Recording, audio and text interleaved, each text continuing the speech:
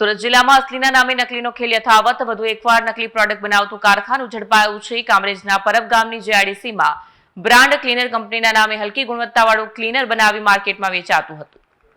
કામરેજ તાલુકાના પરબ ગામ સ્થિત ઓમ ટેક્સટાઇલ પાર્કમાં ચાલતા એક હાઈ પ્રોફાઇલ ડુપ્લિકેટ ક્લીનરના રેકેટનો પોલીસે બાતમીના આધારે ઝડપી પાડ્યું છે। જાણીતા બ્રાન્ડ લાઇઝોલના નામે ઝેરી કેમિકલ અને રંગીન પાણી વેચતા એકમ પર દરોડા પાડી પોલીસે લાખોની મત્તા કબજે કરી છે। અહીં કોસ્મેટિકની આડમાં બ્રાન્ડેડ કંપનીના ડુપ્લિકેટ સ્ટીકરો લગાવી નકલી ક્લીનરનું પેકિંગ પૂરજોશમાં ચાલી રહ્યું હતું।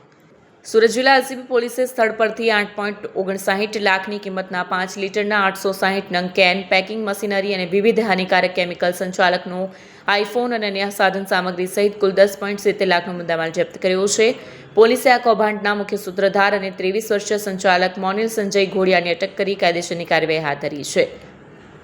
તપાસમાં ચોંકાવનારો ખુલાસો થયો છે કે આરોપી છેલ્લા લાંબા સમયથી આ કારખાનું ચલાવતો હતો। પોલીસની નજરથી બચવા માટે તે આ માલ ખુલ્લા બજાર થોડો વેચતો અને જાણીતા ઓનલાઈન પ્લેટફોર્મ પર ભારે ડિસ્કાઉન્ટ આપી ગ્રાહકોને પધરાવી દેતો। Bureau report, Satya TV news, Surat. Surat ગ્રામ્ય જિલ્લા એલસીબીને માહિતી મળે કે પરબ ગામની સીમમાં ઓમ ઇન્ડસ્ટ્રી આવેલી છે અને એમાં માપા ફેશન કંપની નામની એક કંપની આવેલી છે, જેના માલિક છે મોનિલ સંજયભાઈ ડોડિયા।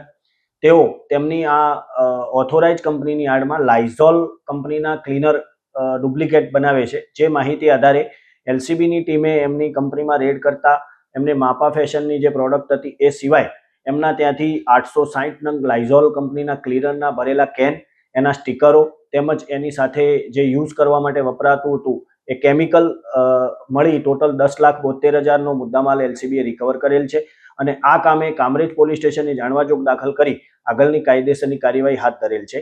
આ કંપનીના ઓથોરાઇઝ પર્સનને પણ આ બાબતે કાયદેસરની કાર્યવાહી માટે જાણ કરવામાં આવેલ છે।